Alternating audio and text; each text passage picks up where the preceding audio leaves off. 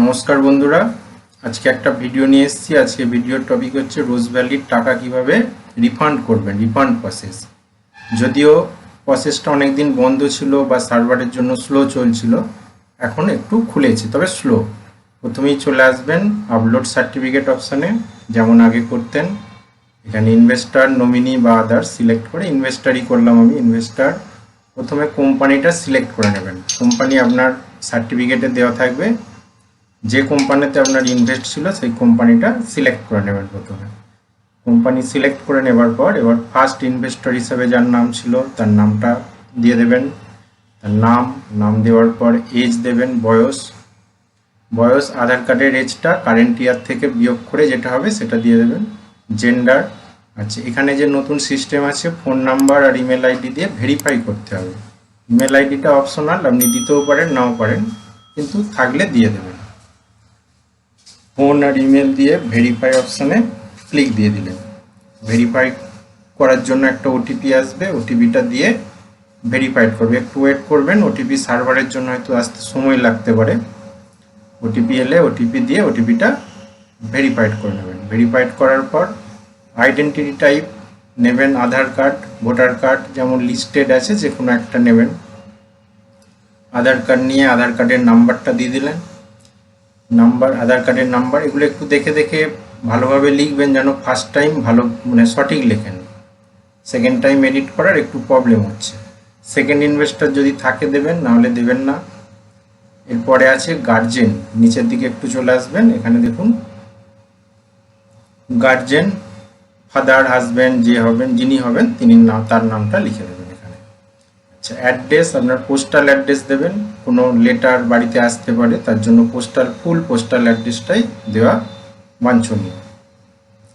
Street অর্থাৎ পাড়ার নামটা দিয়ে দেবেন, আপনার যে পিওন আসবে সে যাতে খুঁজে পায়, পাড়ার নামটাও দিয়ে দেবেন। Village, post office, police station. State তো ওয়েস্ট বেঙ্গলই হবে আমাদের ক্ষেত্রে। ডিস্ট্রিক্ট দেবেন যে যার, এবং পিনকোড অবশ্যই দেবেন।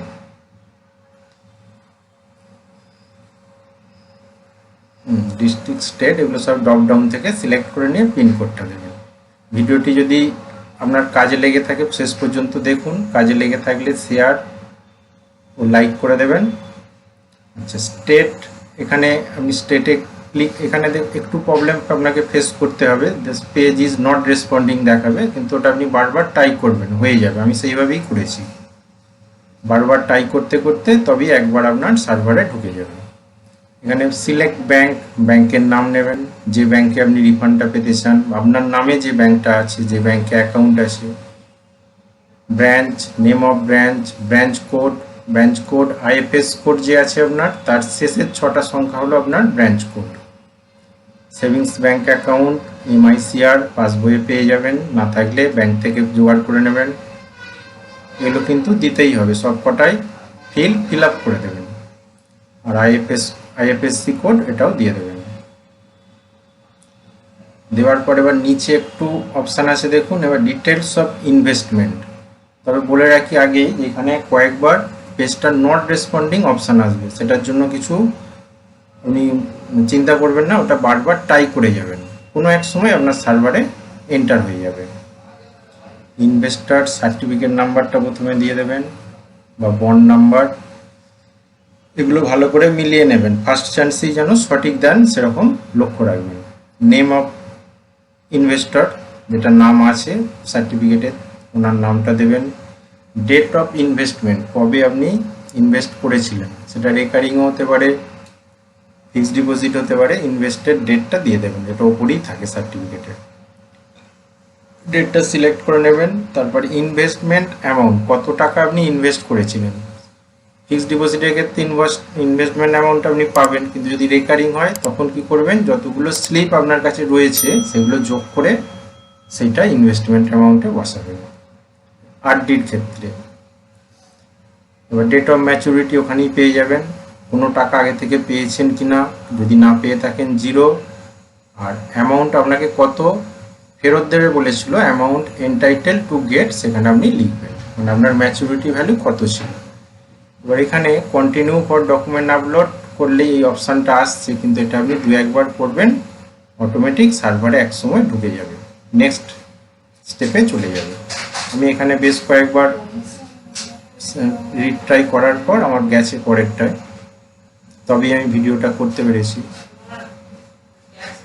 একটু ধৈর্য সহকারে করবেন। দেখুন পরেরটা এসে গেল পরের পেজে। এখানে কতগুলো ডকুমেন্ট আপনাকে আপলোড করতে হবে। প্রথমেই আছে অরিজিনাল সার্টিফিকেট অফ ইনভেস্টমেন্ট, অর্থাৎ আপনার যে অরিজিনাল সার্টিফিকেটটা আছে সেটা দেবেন। আচ্ছা, সেকেন্ড অপশানে যদি আপনার সার্টিফিকেট জমা পড়ে থাকে স্লিপটা দিতে বলছে, কিন্তু আমার তো সার্টিফিকেট জমা হয়নি, স্লিপ কোথায় পাবো, ওইটাই দিলাম। থার্ড অপশানে দিলাম অ্যাড্রেস প্রুফ হিসাবে, আইডেন্টিটি প্রুফ হিসাবে আধার কার্ড। অ্যাড্রেস প্রুফটাও আমি আধার কার্ড ইউজ করতে পারি। ফটোকপি অফ পাসবুক, ব্যাংকের পাসবইয়ের প্রথম পাতাটা স্ক্যান করে রাখবেন, ওটা দিয়ে দিলেন। আর একটা ফটোকপি অফ ক্যান্সেল চেক, এটা অবশ্যই দিতে হবে। দেওয়ার পর প্রত্যেকটা যে ডকুমেন্ট আমি সিলেক্ট করে দিলাম তাদের আপলোড করতে হবে। এখানে একটু সময় লাগবে। আপলোডটা হওয়ার পর গ্রিন সাইন এসে যাবে যে আপলোডেড, তারপরে বাকি কাজটা করব। একটু ওয়েট করুন, ভিডিওটা একটু বড় হয়ে যাচ্ছে, পেজ রেসপন্ডিং করছে না বলে।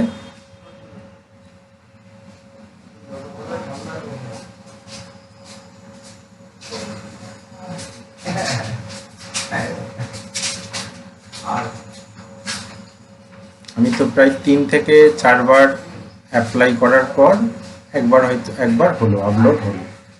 বেশ কিছুক্ষণ ক্লিক দেওয়ার পর ধৈর্য সহকারে তারপরে আপলোড অপশানটা ফিনিশ হলো।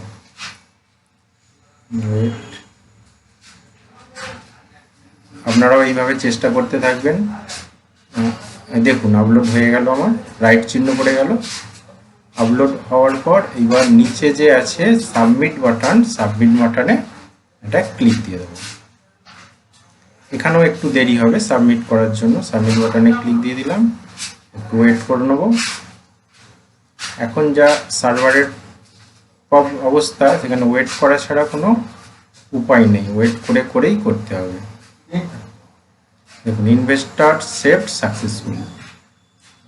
এইবার আমার কি কাজ, আমি যে সাবমিশন করলাম সেই সাবমিশনটা কমপ্লিট হলো কিনা আমি চেক করব। তখন ইনভেস্টার্স যে অপশানটা আছে, ইনভেস্টার অপশানে ক্লিক দেবো।